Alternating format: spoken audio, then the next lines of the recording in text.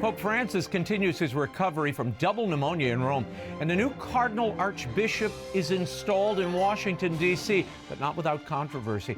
The Papal Posse, Father Gerald Murray and Robert Royal, return with analysis. Actor and comedian Joe Piscopo discusses his legendary career in a brand new memoir, Average Joe. And a wave of violence has swept over Syria, killing more than 1,300 religious minorities, including Christians.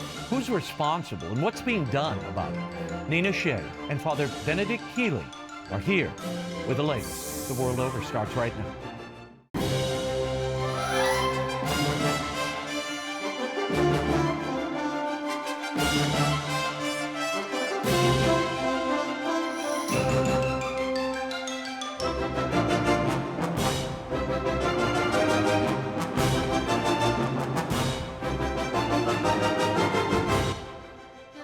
Now, Raymond Arroyo. A warm welcome to all of you joining us in the United States and the world over. An important show for you this evening.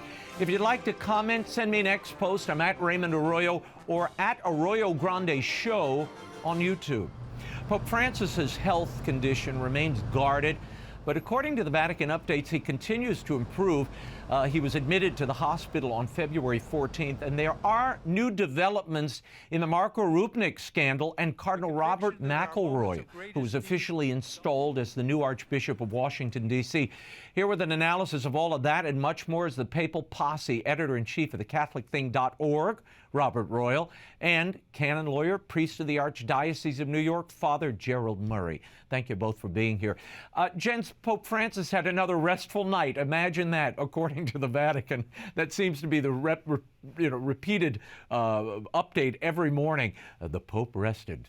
He had a restful night. He slept well. Okay, 27 days at Rome's Gemelli Clinic. He's continuing to receive high-flow oxygen therapy during the day and non-invasive mechanical ventilation at night. The health briefings are becoming less frequent. He's not been seen in public, however, since being admitted. But as we showed our audience last week, he had a public utterance, this audio message where he sounded very weak. And of course, March 13th marks the 12th anniversary of his election. Father Murray, I'll start with you. Your thoughts on the 12th anniversary of this pontificate and the Pope's condition? Yes, Raymond, we were all there in Rome 13 years ago, and it was a big surprise when the Pope from Argentina was elected, because we knew that he had been the runner-up at the previous election in which Benedict XVI was elected, but it really wasn't expected. And I guess I could say, honestly, the way the pontificate's gone really wasn't expected either, because this is probably the most controversial pontificate, certainly in my lifetime, 20th century and 21st century. It's he's unlike any other pope that I've ever studied or known. And as a result, there is a lot of crisis and confusion in the church. The whole synod on synodality matter is hanging over us, a new style of being church. Where that's going to go from here on out is unknown, but certainly we're praying for him in his suffering. I've had pneumonia. I know what it's like not to be able to breathe, and at his age, and having now had the pneumonia for about 4 weeks, this is serious. So hopefully he can improve, but it's he's suffering a lot. So we pray that God relieves that. Yeah, Bob, I want your impressions of these ongoing Vatican updates. Every day we get these updates, and basically it's, the Pope rested well, which, that's not really an update. I mean, the medical updates are far more substantial, and we're getting those, every so often, usually in the afternoons, but now they're spaced out. Your reaction to that and where we really are. I mean, I had someone tell me in Rome this week, look, he still has pneumonia. Well, look, we've all complained for years and years about the way that the Vatican press office handles events. And I mean, the possible death of a pope might be the most sensitive thing of all. And so you understand in a way that they don't want to be sensationalistic. They want to put the best face on things. They want to give us the idea that the Pope is in good spirits. He sleeps well. He's cooperative, with the therapies that they're providing. But one has to assume, as Father said, if you've had pneumonia or if you've had a serious breathing difficulty, that there's a lot more to the story. And God bless him. There have been a lot of prayers that have been said for him. St. Peter's Square has been full of people saying rosaries for him night after night. But I think we can assume that there's a lot more that's behind that. And it's going to be interesting to see now what the segue is, because the doctor said he would be at least in the hospital for a few more days. Yeah. Well, we're into a weekend almost, and I think it's probably going to go through the weekend. And there are rumors in Rome that there has now been a kind of a medical suite set up at Santa Maria Maggiore. Well, why? And just to tell people, that's not the Vatican. No. Santa Maria Maggiore is a basilica in Rome where the Pope goes to pray. His tomb is going to be there. But why would you set up a medical suite there? Yeah, well, I think we're going to have a medical explanation for that. Obviously, if they really wanted to, they could have done that in Casa Santa Marta, which is where he normally lives. You know, it may just be that he needs more isolation because there are an awful lot of people who are going in and out of Santa Marta. And as you rightly say, he has a real affection for Our Lady of the Roman people. You know, Our Lady Salus Populi Romani, which is this famous image. It was one of the first images he visited when he was elected Pope 13 years ago today, or 12 years ago today. And he visits it before and after many of his trips as well. So he's got an affection for that. And maybe, if that's true that they're setting up that medical suite, maybe it's a sign that that's where he wants to be at the very end. Yeah, Father, as part of these daily reports, we hear the Pope is praying, he receives the occasional visitor, conducts papal business throughout this moment of convalescence. And we've heard reports of visits from the Cardinal Secretary of State, Parolin, as well as rumors of visits by Jesuit canonist Cardinal Ghirlanda. We referenced him during our last time on the show here. I sat down with Father Robert Sirico on my Arroyo Grande podcast this week, and he shared talk of a possible rule change to the general congregation. Now, those are the meetings of cardinals that happen before a conclave. Watch.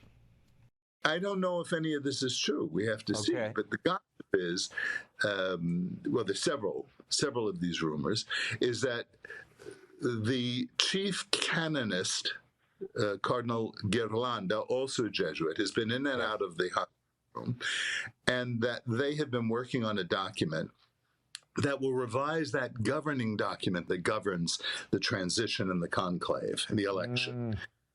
And that in this document, it indicates, and this is where the rumor is, I don't know if this is true or not, but it's not uninformed.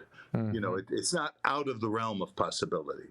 That would say that there won't be these congregations, or if there are these congregations, they will follow the method of meeting that the Synod had, which is rather than just a series of conversations and lectures by the cardinals over X number of days, that they sit around a table with 10 people and all express themselves, say a little prayer, and then have it all redacted. And then the redactor would kind of say, this is the consensus at the table. So the rumor is it's controlled speech like the Synod rather than an open conversation among equal cardinals.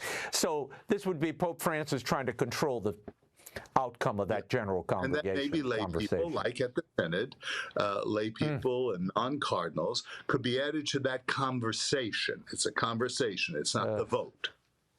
So that's one of the rumors that's going around, and has really been pushed by some notable influential Jesuits. Father, your thoughts on this, and would a rule change to include laity in these general congregations during the interregnum conclave process be canonically kosher? Well, the Pope is the chief legislator, so he can change the law. Would it be wise and prudent? Absolutely not. I mean, this is, I mentioned that synodality matter hanging over the church. If in the name of synodality, we claim that everybody from lay people to deacons and priests and women and men religious, along with bishops and cardinals, have to be in these meetings that are held up till now by the College of Cardinals alone, that's changing the whole thing. And that creates a whole dynamic because, of course, if a meeting is held between all the cardinals, including the ones over age 80, well, these are all cardinals. That's part of their job. They're responsible. They know each other. They're also all shepherds in the church. If now lay people, and who's going to pick them, by the way, that's always the question. If they're there, I can see a pressure dynamic building where you'll have, let's be blunt, radical Catholics who are unhappy that women can't be ordained, getting up and saying the next pope has to be a prophet. He's got to have to ordain women. And then the cardinals are all sitting there and saying, well, wait a minute. We're here to talk among ourselves about who's the best candidate. This forum, as I'm speculating, could be used for pressure groups. So I would be very worried. The idea that everything that's inherited by from the church's past has to be re-examined and questioned and even cast aside, that's a revolutionary dynamic that unfortunately in this pontificate has gotten legs. We got to stop this. The College of Cardinals are pastors. They're not bureaucrats waiting for experts to tell them what they need to do. Yeah. Bob, I imagine the papal posse will not be invited to address the general congregations. But should we be preparing ourselves for a conclave on synodality? Well, you know, one of the ironies about this rumor, if it proves to be, it is a rumor. We should stipulate that once more. Is that Jorge Mario Bergoglio was not very well known to the other cardinals when he was elected 12 years ago today. Yeah. And it was his performance, and it was a performance. He gave a discourse at the general congregations that convinced a lot of people that he was going to be the reformer for the church. I've talked with a couple of cardinals who voted for him and kind of indicated without telling me how they voted in the actual conclave with a little bit of buyer's remorse that they just said, you know, one of them, an American cardinal said to me, I just felt that God wanted him to be Pope. So it's ironic that he wants to change the form on which he himself was able to present himself to the other cardinals. And I think that these small group discussions, look, there's a role for every type of discussion in the world, but what we really need, I think, going forward in the next papacy, I'm going to kind of be a prophet now, is we need someone who is conspicuously spiritual. I think we have too much conversation about worldly matters, too little about what the church's lane is, if I can put it that way. Yeah. And the other two things, quite bluntly, are we need reform of finances. You know, there's still a lot of murkiness around the Vatican finances and a crisis of support. Well, this is the same thing we were talking about 12 years ago, Bob. And Bergoglio was elected to fix the finances, fix the Curia, right? Right. And the other thing, obviously, is the sexual abuse crisis. Yes. I know we're going to talk about some of that going forward, but those two things, and plus being conspicuously spiritual, I don't know that you can gauge who ought to be Pope on the basis of these roundtable discussions. I think you need someone who projects something and that you can see that he's going to project something in public. Yeah, and you tipped us off on this, talking about the sex abuse thing. A big story this week is the ongoing scandal of disgraced Jesuit Marco Rupnik. Rupnik continues to operate as a priest, despite accusations of abusing at least 40 women religious over a span of 20 years. Again, a friend of Pope Francis's who was excommunicated, then unexcommunicated. Now he's a priest in good standing again. Another possible victim, a religious sister, has come forward with her story after two others did the same last year. This week, an Italian reporter confronted Rupnik about the accusations at the baggage claim at Rome's airport. Here's some of what happened. No. Mi scusi se la disturbo. Senta, volevamo capire come mai lei non si è difeso pubblicamente mai da queste gravi accuse che queste suore le hanno. Father, we've been covering this story for what seems like an eternity. What did you make of that confrontation? And are we still waiting for the Vatican to hand down a canonical sentence, perhaps of spiritual abuse in the Rupnik case? Well, I'll ask the audience, does that look like an innocent man in front of you? No. This reminds me of other perpetrators who are ambushed, so to speak, by the media. And then what do? They put their hand in front of the camera and then they try to run away. Now, we know that this so-called, or the investigation, the Vatican said that it's under investigation, but it's been going on a year and a half. I think they could have convicted him within 3 months based on the evidence that was already presented by previous investigations. Nonetheless, Cardinal Fernandez said that there's going to be a judicial process, meaning that he'll have a church trial. Yeah. Well, we've never heard about the trial. Cardinal Fernandez said that, I think in January, they're going to get a panel of judges and the like. But where is it? Why hasn't it been named? It's very sad to say that canon law is often done behind closed doors, and that's not how justice systems in the modern world work. This should have been known.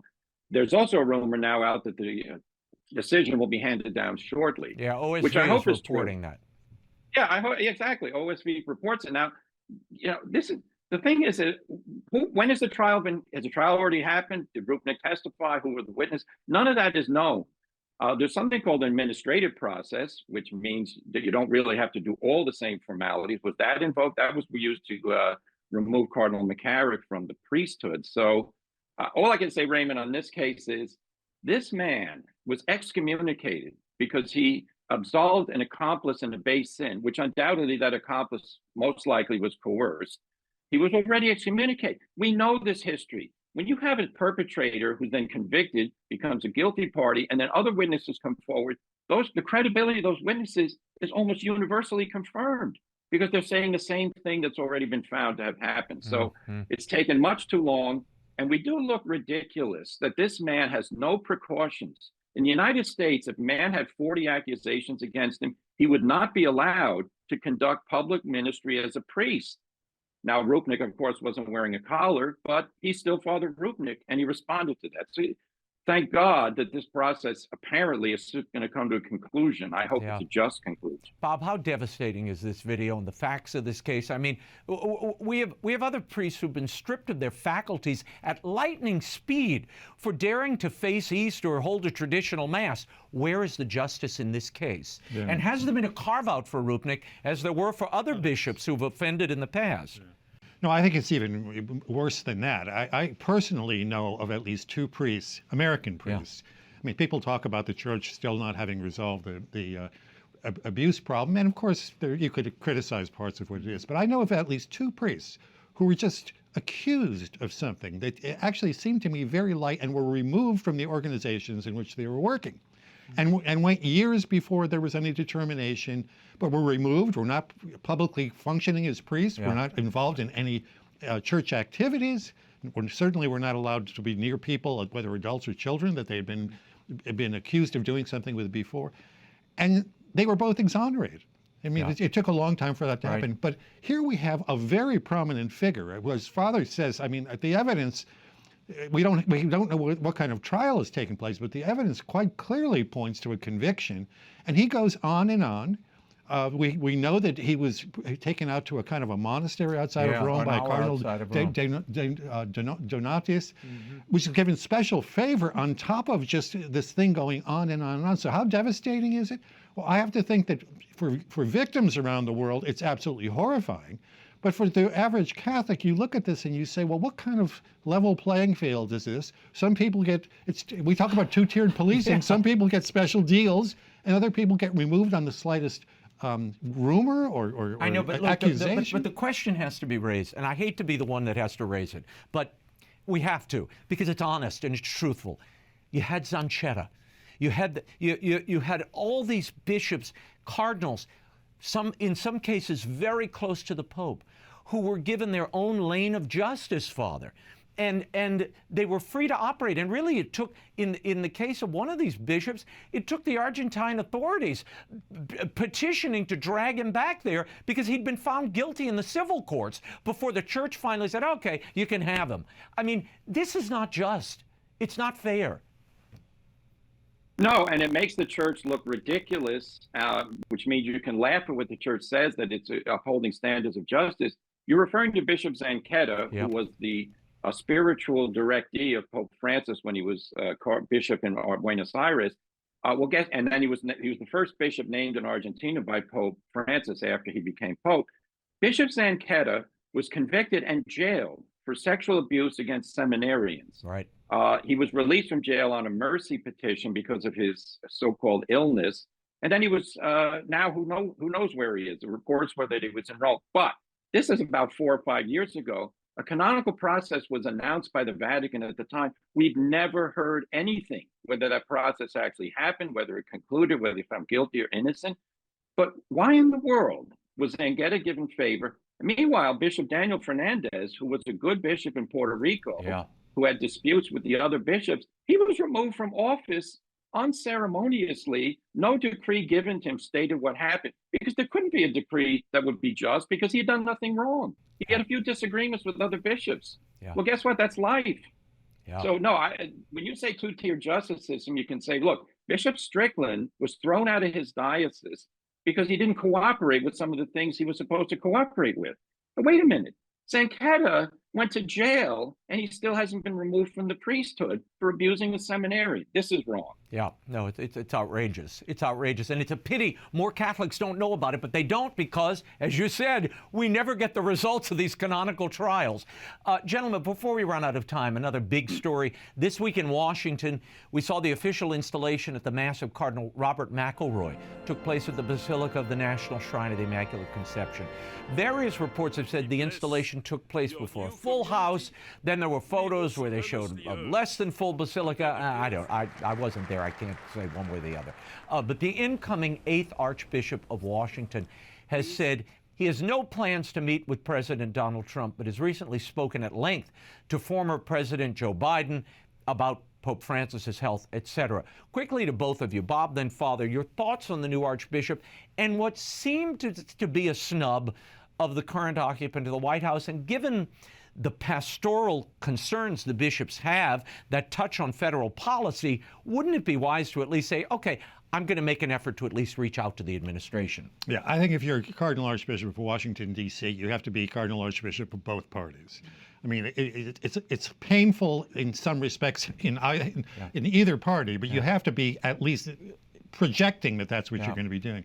My greater worry is about what he is as a theologian, if I can put it that way, because he's certainly come out very strongly in favor of LGBT people. He's talked about the church's teaching about homosexuality as a barrier. We shouldn't erect barriers to the Eucharist in the name of Eucharistic coherence, which was one of the things that the Pope said about Biden. He said that Biden needs to practice Eucharistic coherence. He's proposing a kind of a changing in our theology of the Eucharist by which if you commit a mortal sin, somehow that doesn't separate you from the body. That means in a way, it's almost a greater recommendation for you to receive the Eucharist. So I'm worried about that. I'm worried about the way that I think that he's probably believing that he can wade into political issues when I think it's much wiser for a Cardinal Archbishop of Washington to try to speak out when there are very, very clear moral questions at stake. But otherwise, practice a certain asceticism. Yeah. Father, I'll give you a crack at that question about whether he should be reaching out. In the Synodal Church, which Cardinal McElroy was at the Synod, he's a representative of that way of thinking. It's about dialogue. And now he's already announcing he doesn't want to talk to the President of the United States. That's contradictory. It's a big mistake. And Bob is right. You have to be bishop for all Catholic people, Democrat and Republican. And, you know, what his whole history, as Bob noted, his theological pronouncements and really innovations which contradict Catholic teaching. We've also got to look at the history of sexual abuse because he's under accusation by a victim of a satanic rape by a priest, now an ex-priest called Bertrand Jacob. Are you going to refer to this? I'm going to play. I want to play a little clip of that. And you know, as we mentioned, this McElroy's installation was not without controversy. Just outside, there were Catholics protesting McElroy's installation because of alleged mishandling of sex abuse cases when he served as Bishop of San Diego. Abuse victim Rachel Mastrogiacomo accuses Cardinal McElroy of being complicit in covering up her rape. Watch. I'm here to tell the truth. The truth is that I was exposed to a very dark predator who ritually abused me within the holy sacrifice of the Mass. This happened in the summer of 2010. He eventually was found guilty in criminal court of this crime, and Cardinal McElroy was complicit in covering up my ritual rape. He was criminally complicit. Father, San Diegans have heard this allegation of cover-up for a long time, but it's probably new to a lot of Washingtonians and a national audience. Your thoughts? Yeah, no. Remember, the mantra was, we have victims, we have to listen to them. So Rachel deserves to be heard. And what is her request? Her request is that Cardinal McElroy address the history of what he did when he became aware of this priest, Jacob Bertrand, his evil acts, and what he did in response to it. Because Rachel says that the diocese was not cooperative when he was the bishop. Right. This all happened before he became bishop, by the way, the crime. But afterwards, when he was called to account before the justice system, the claim by Rachel is that the system did not, the diocese did not cooperate. So let's get all the facts out here. We need to know because, of course, expectations for how a bishop's going to treat these matters in the future is largely based on how they've treated them in the past. And if he has a record of being accused of being lax or not cooperative, he should want to clear the deck on that. Yeah, and he's also occupying a see that was McCarrick's cardinalatial see, and then Donald Wuerl's cardinalatial see, both of whom, you know, struggled with charges of not responding to sex. One was a predator, one who actually guilty of these crimes. The other with pushing them aside or not addressing them. Yeah, he's been saying over the years, because he was alerted by Richard Sype, a very famous person who was following these abuse charges. He was given material about McCarrick. Cardinal McElroy was given the information by Richard Sype. Mm-hmm. Right. But if you look at the history of that, I mean, we all knew about Cardinal McCarrick back in the day. Everybody knew about this, and I'm sure Cardinal McElroy knew about it as well.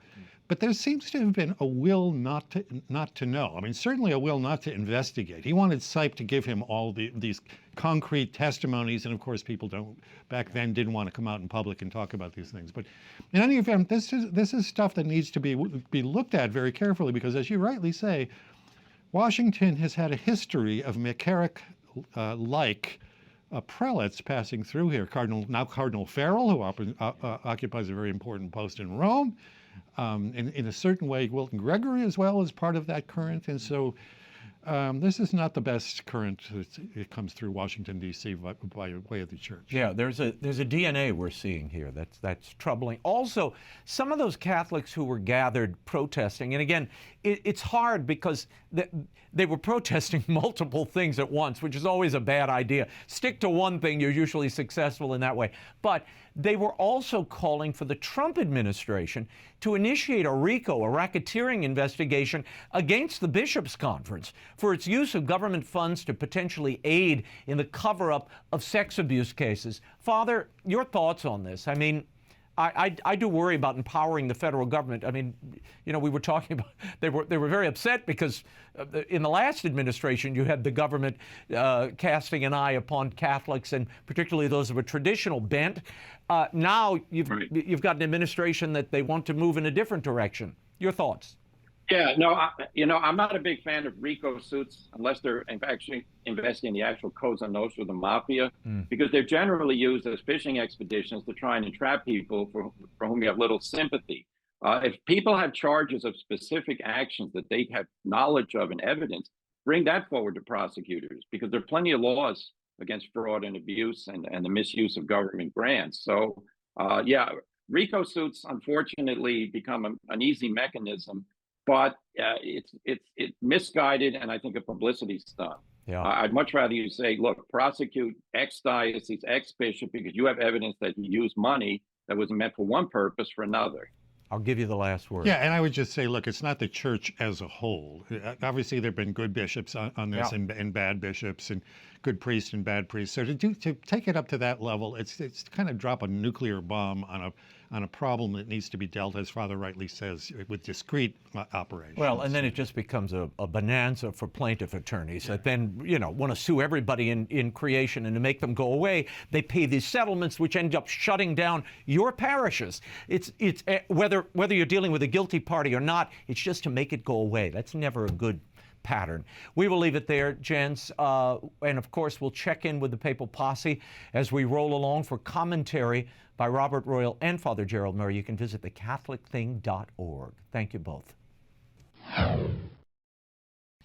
He's a comic actor, a master impressionist, star of numerous classic comedy films, not to mention an early 80s cast member of Saturday Night Live when it was really Saturday Night Live. He's also author of a new memoir, packed with behind-the-scenes stories about his incredible life in showbiz and beyond. Average Joe, the memoirs of a blue-collar entertainer. Please welcome my pal, the vice chairman of the board, Mr. Joe Piscopo. Joe, thank you for being here. I'm delighted. Tell us how you got into this business, Joe, and who your first inspirations are. I thought it would be Sid Caesar or Milton Berle or somebody, but it wasn't. Yeah, very close. And Raymond, honored to be with you always. Really always an honor to be with you, dear friend. And thanks for reading the book. I appreciate that very much. But you know, the funny thing is, when I was a kid in Bloomfield, New Jersey, and we'd be watching the Ed Sullivan Show. And I just could distinctly remember, third grade maybe I was, and there was a guy, and this is really esoteric. Okay. So stay with me if you would. There was a guy named Guy Marks, and he was a comedian out of Philadelphia. And he would do like bits. And also a guy named Frank Gorshin. These guys would do bits. They would set stages and say, what happens if this guy, if Humphrey Bogart, walks into a bar? I was mesmerized by that. Not Jerry Lewis was always my icon, and you doing the greatest Jerry Lewis interview ever. You know, that's show business legend. We all know that. So Jerry was like a hero to me watching The Nutty Professor back then. Yeah. But these guys and Ed Sullivan doing characterizations, that caught my eye. Not the Alan Kings, not the Milton Berles, not the stand-ups, the guys that would just do characterization. Isn't that funny? I got sucked right into that. Yeah, and they were kind of impressed. I mean, Frank Gorshin was a renowned impressionist. Of course, people know him from the Riddler on the old Batman show, but he was much more than that if you've ever seen his act, you know. But you say you weren't a comic, Joe Piscopo, but why were you in comedy clubs? Yeah. Well, just to get a platform to become a working actor. So when I went and I got out of college, and my father, God bless him, rest his soul, was an attorney, and I knew I should have gone to law school. He could have probably got me into law school, and I would have been with him in Jersey representing, you know, the blue-collar workers like Pop did. And I said, let me try the comedy thing, because, Ray, I didn't want to, like, get to an age and say, geez, I wonder what would have happened if I ever did that. So I said, I got to go to the comedy clubs. Let me get on stage. They could see me, and then all I wanted to be is what I am now, just a working actor. Are you working? It's about working. It's about the journey. Never wanted to be a star. Never wanted to be a stand-up comic. So I went. I put like 5 minutes together. Went to the improvisation. 1976, when New York was really rough. You think it's bad now? It was really rough back then. And the story goes, as I said in the book, it was true. I said, let me try audition night, Sunday nights. And I went in, and I went through the Lincoln Tunnel and went around 8th Avenue, came down 9th Avenue, 44th and 9th, the legendary improvisation comedy club. Audition night, there must have been 300, maybe 400 people waiting to get into audition. 400? And I looked at it. It had to be hundreds of people lined down 9th Avenue, right? And I looked at that line, and I kept going, went right back in the Lincoln Tunnel, and I went back home and chickened out completely, you know? Tell me how Ann Mira and Jerry Stiller mentored you. You mentioned that in the book. Oh, the best! I just saw Ben Stiller, and I just told him how Ann and Jerry were such a big influence on me. So after a while, when I went back, we would have to get there at noon to audition, and then at 8 o'clock, Judy, I remember everybody. Judy would come out, she'd hand the numbers out, and we'd get on stage. So you do audition, and after a while, and then Chris Albrecht, as you read in the book, was the guy that made me a regular. A regular at the Improv meant you had to hang out in the dark, dingy bar till 2:30 in the morning and play before like 4 drunk people. That was a regular, you know. But who was in the bar? It was Stiller and Mira. It was Ann and Jerry, and they were there, and they could not have been nicer. They were just so kind to me, and they said, look, you gotta work. And then they said to me, and they said, you gotta do the commercials. I said, I could do commercials? Yes, somebody will come in, they'll see you on stage, you'll be able to do commercials, make money, and that's the money. So if you make money doing commercials, you can really do what you want to do in your career. And they were really influential, could not have been nicer. We were scared. We were all scared back then. Yeah, of course. And Ann Amira particularly was so nice. They were sweetheart. They gave me the best advice. You want to do commercials, you'll make money, so you could go like this. You remember this, the Italian thing? Yeah. You could do, do what you want. Yeah, well, and Larry David was also a comic at the same time, and a writer. Was he on SNL when you were there? Yeah, he was for a minute.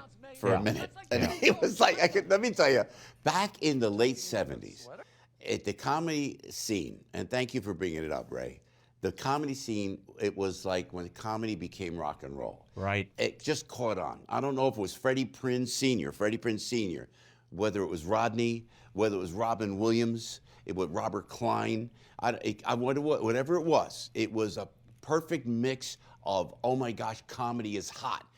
Everybody had to do comedy. And so that's when I went in there, and there was Larry David. Larry David was there. And Larry had been there a couple of years prior to when I went in. Yeah. So now Larry was, he would go on stage and he would get into like fights with the audience. Right. He would get into it back. What you see on Curb Your Enthusiasm, that's Larry, man. Yeah. He'd be and we would all gather by the little hallway that led to the showroom, from the bar to the showroom. Hey, Yeah. Larry's on. And you go, and Larry, we back and forth with the people, fighting with the people. And it was, you know what though? It was comic genius. You could see it was comic genius, you know? But I've never seen him do a full set because he would always leave in a huff. It was so great to watch back then, you know. He'd leave in a huff. Yeah, look, we have mutual friends, and he continues that routine today, Joe. But look, tell me, leaves in a huff. Tell me what you learned when I read in the book about Rodney Dangerfield. He was the first comic I ever saw live. I was 11 years old, and I begged my mother to buy tickets to 2 of his shows back-to-back in New Orleans. And I sat in the front row. He insulted me for half of it. It was fantastic. What did you learn from Rodney Dangerfield? Well, Rodney was a sweetheart, and he would come in, and I was the MC at that point. Right. And so I'd be on the stage at the Improv, and you could see the shadow of Rodney in the back light, in the back room. And I'll never forget this. And Rodney, I'll tell you, sweetheart, great guy, and blew that room out like nobody else. Rodney killed it. Pryor came into that room. All the greats came into that room. Nobody blew that room out. The improvisation, 44th and 9th, Hell's Kitchen in New York, late 70s, like Rodney. Joe, I can't thank you enough for being here. And the book, Average Joe, The Memoirs of a Blue-Collar Entertainer by Joe Piscopo is available at bookstores everywhere. Thank you, my friend. We'll talk soon. And you all can stay tuned for the next part of this interview next week. Thank you. This week, I sat down with renowned laser eye surgeon, Dr. Ming Wang. This man is an innovator, really created a technology that saved millions of people's sight. We sat down on the Arroyo Grande podcast, and we talked about his escape from communist China and what it truly means to see. Watch. Tell us how we can truly see. Many of us see, but we don't. Yeah. We don't really. Vision is fascinating. It has a very two distinct process: physical capturing of the image and visual interpretation. And we all understand the first part. If a light comes into the eyeball versus no the light comes in, okay, or scarring or something. But we underappreciate the second process, which is the visual interpretation. There are people who can see but don't know what they mean. People who have stroke in certain part of the brain, the occipital bone, the lobe on the back, they actually could have stroke in the visual interpretation. They capture, like a camera, the eyeball, they capture image, they don't know what it means. But also, our life experience give us a visual cultural literacy. We have to have those experience to understand what we are seeing. That's very dependent about our ethnicity, nationality, life experience. So it is important for every citizen of the world to not only have the reading, the visual apprehension, the image, but also have enough cultural background to know what it means. To know what it means. Dr. Wang created the amniotic lens that has saved the sight of millions of people. This is an inspiration, and the full Arroyo Grande interview with Dr. Ming Wang is on YouTube at Arroyo Grande Show or wherever you get your podcasts. And each week we discover life lessons to live by and offer some fun cultural commentary. Arroyo Grande, subscribe so you don't miss an episode. Visit RaymondArroyo.com. All the links are there. At least 1,300 religious minorities, including Christians, have been murdered this past week by the successor to the Bashar al-Assad regime in Syria. Is the new Islamic government carrying out ethnic cleansing, and can it be stopped? Joining me now to discuss this and more, Senior Fellow and Director of the Center for Religious Freedom at the Hudson Institute, Nina Shea, and founder of Nazarene.org, Father Benedict Kiely. Thank you both for being here. Gunmen loyal to the Sunni government of this interim president, that's what they're calling him, Ahmed al-Shara, have been carrying out or accused of carrying out revenge killings against members of Assad's minority Alawite sect. Now, they're along these coastal villages in Syria. Now, this followed what they claimed was a deadly ambush by security personnel. Nina, what is driving this murderous spree in Syria, particularly in these villages? These people, if they really are Alawites who are being killed, and I'm sure some of them are, many of them are Alawites, were in supporters of Assad, the former president, who was overthrown by the forces that are killing them. The forces that are killing them is now the Syrian army. It used to be, in early December, November, a terrorist group called HTS. Right. They have now come into the army, and their leader, al-Shara, is now the president. So this is still this coup or this rebellion that's playing out in the streets. And they claim that they were ambushed by the Alawites and some military people were killed, but they're responding in indiscriminate ways. There may be as many as 5,000 we're hearing who have been killed. Wow. I did see reports that bodies of men of all ages are piling up in the streets of where this massacre is taking place, and their relatives and loved ones are too afraid to come out and retrieve them. Yeah. Father Ben, you've spent time there in Syria. Give me a sense of, I mean, we're seeing reports of indiscriminate violence, as Nina mentioned. A Greek Orthodox priest was killed, but the vast majority of those killed appear to be Alawites. About 10% of Syrians belong to that sect, an offshoot of Shiite Islam.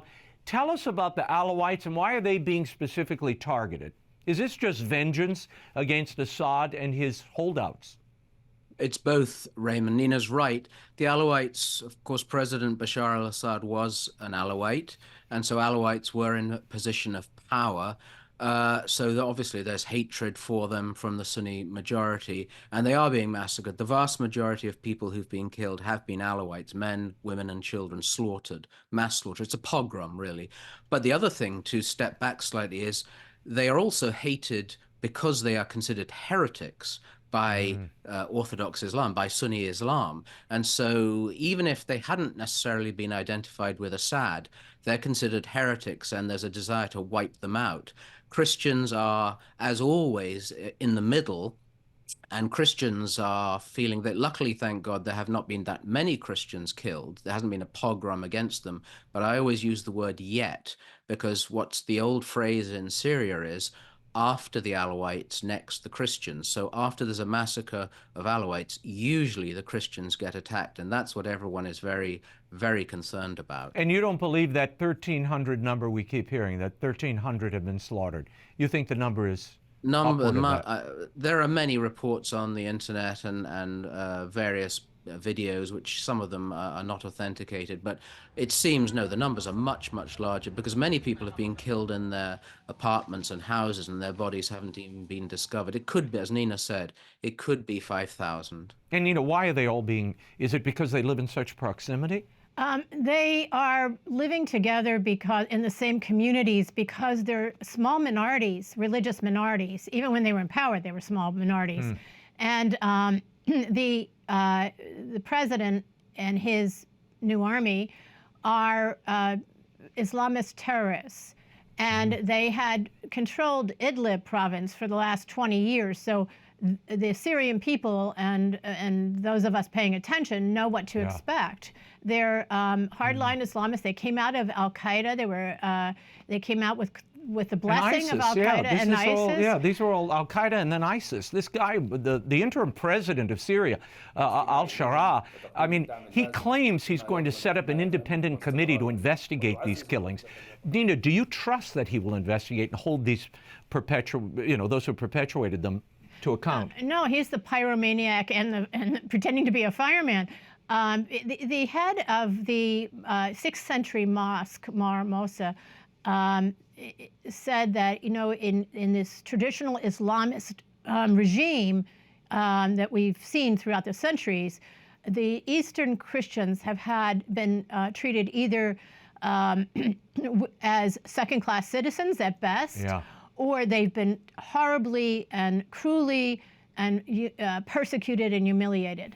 And so everyone's on tenterhooks trying to figure out what's going to happen next there. Father Ben, the violence is the worst in Syria since Assad was overthrown in December. It ended, there was a 13-year devastating civil war, which claimed the lives of 600,000 people plus. 12 million were forced to flee their homes. Talk to me a bit about Syria under Assad. You were there, Father Ben.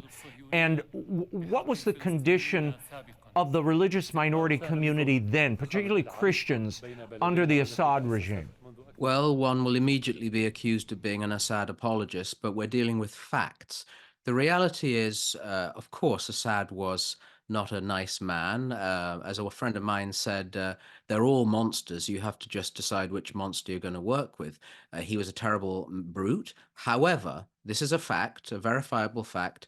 Under his regime, Christians and all religious minorities lived in safety. And in fact, during the civil war, when the Assad regime retook places like, for example, Damascus, Christians were safe. They were not having their heads chopped off. I knew a young man from Raqqa who told me that right back in 2011, when everything was starting, he was in the streets protesting against Assad.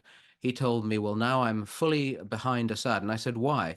And he said, well, I've seen the alternative. The alternative is you get your head chopped off. So Syria, we also, for our audience, need to remember that Syria is ancient Christianity. There were no less than 5 popes in the 7th century from Syria. As St. John Paul used to say, our beloved John Paul, the church breathes with 2 lungs, the lung of the East and the West. And this is the lung of the East breathing, and we mustn't let that lung be damaged. Yeah. Nina, I want to talk a moment about the coalition, the merger with the Kurds in the north. They're claiming that this is some kind of unity in the middle of all this turmoil. You have displaced Syrians fleeing en masse at the moment. Your thoughts on, is this actually, is this merger a positive sign? I don't think it is. I don't have any confidence it's really going to be a merger. I think that the Kurds have a weak hand, and they have no choice.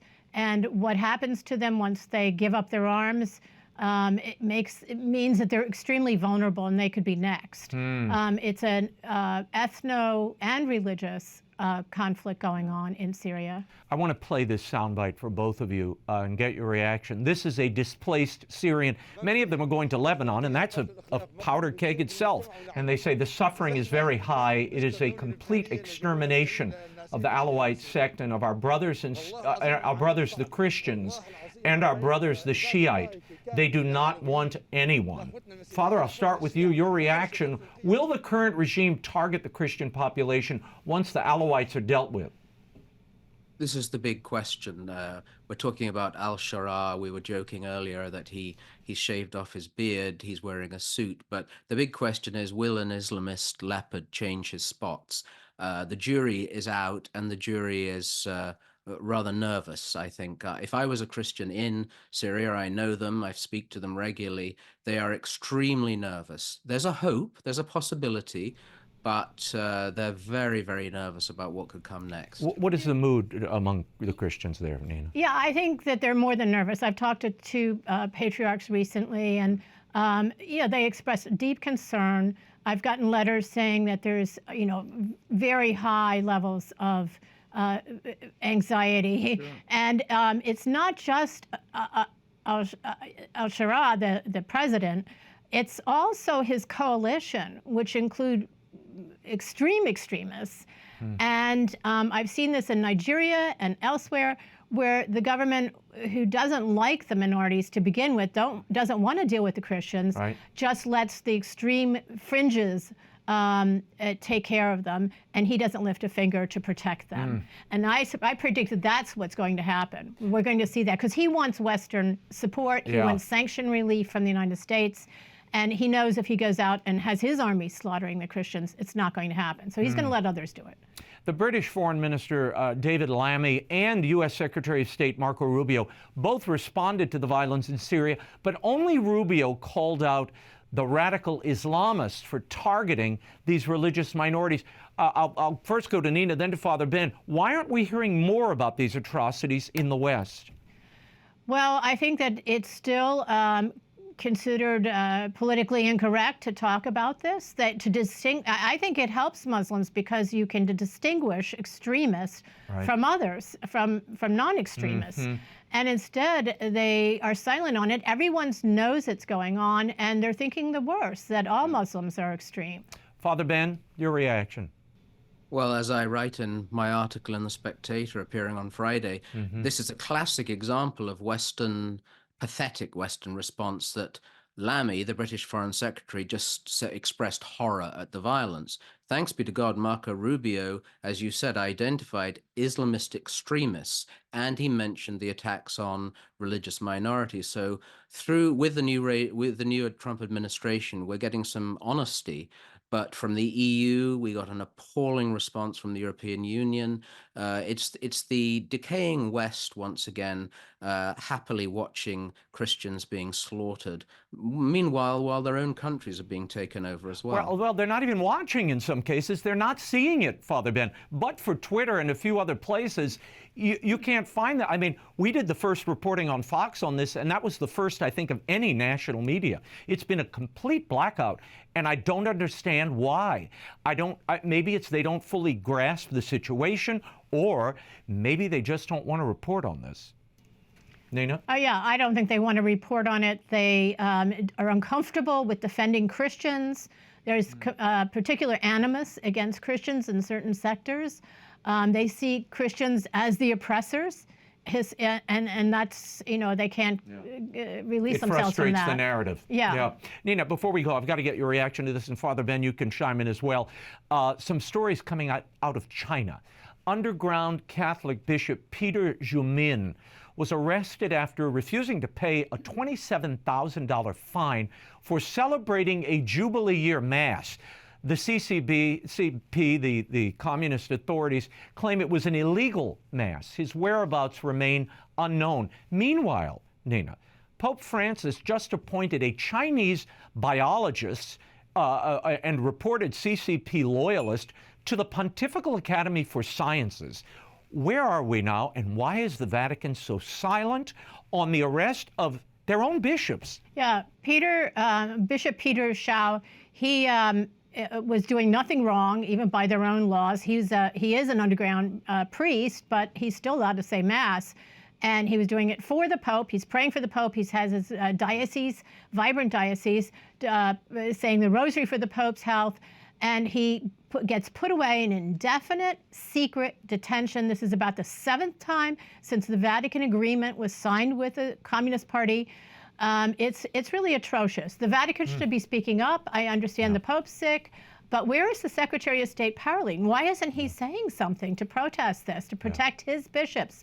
This was a bishop that was anointed by Pope Benedict. Yes. On the other hand, someone, I don't know if it's Pope Francis, who's very, very ill, appointed this new Academy of Papal biologist. Who is doing experiments on embryos, embryonic development. That's his specialty, and cloning and so forth.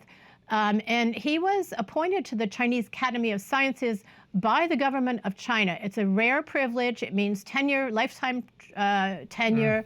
And you don't do this just because you have on merit. You do this because it could be he's very smart he's a party loyalist, but he's a party loyalist, and he's someone who's going to use this position in the academy, the Pontifical Academy in Rome, not only to spy, but to influence, to shape the narrative about China wherever he goes. And he's going to leverage that in the United Nations and in Europe, the European Commission and so forth, European Union. So it's very dangerous to have someone like that who is beholden to the Chinese Communist Party. But Nina and Father Ben, we've got a number of bishops who have been appointed by the Chinese authorities that the Vatican gave rubber stamps to. I mean, they're very quick to react to spending cuts here in the U.S. Congress. But what does it tell you? That there's absolute silence when it comes to the arrest of a loyal bishop just saying Mass. Well, Raymond, you've been speaking about this for years. Nina, of course, is an expert in this area. I think this Vatican-China agreement is one of the greatest scandals in the life of the Church in the last probably half a century. Yeah. Though many people like Lord David Alton and others who've always been quite quiet and very respectful, have spoken up because Chinese Catholics, faithful Chinese Catholics, are being persecuted, another part of the persecuted church. And you ask who's making these appointments. Well, we have to wonder if the Pope is so sick, as he is, we know, who is making the Secretary of State, Cardinal Parolin, is the man who made this agreement.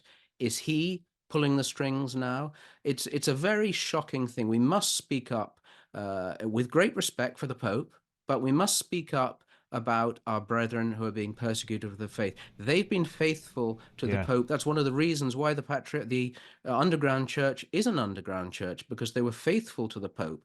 But now they feel that the rug is being pulled from under them for being faithful. Yeah. Nina, I'll give you the last word. Yeah, Cardinal Parolin, let's not forget, was the architect of this agreement that was signed in 2018, the Vatican-China agreement. So he doesn't want to admit that it's been a complete failure. Well, and one wonders, why are we seeing these appointments of Chinese apparatchiks to major Vatican dicasteries and academies? It's very bizarre and not hard to unravel. But, you know, Father and Nina, I'll leave you with this. I do believe, and I've been talking to a number of cardinals over the last few days, this is going to be a major sticking point, and I think an issue, going into the next conclave. They recognize, the bishops and cardinals at large recognize there is a problem here with this China-Vatican pact, and the fact that it's been kept secret, and I do believe it will shape whoever the next pope will be. We will leave it there. You can find more of Nina Shea's reporting on the persecution of Christians worldwide by visiting hudson.org, and follow Father Benedict Kiely. He's at Nazarene.org. Thank you both. That is all the time we have for now. Be sure to catch us next week and part 2 of my interview with Joe Piscopo. Until then, we'll be scouting the world over for all that is seen and unseen. On behalf of the staff and crew of EWTN News, thank you for watching. I'm Raymond Arroyo. Bye.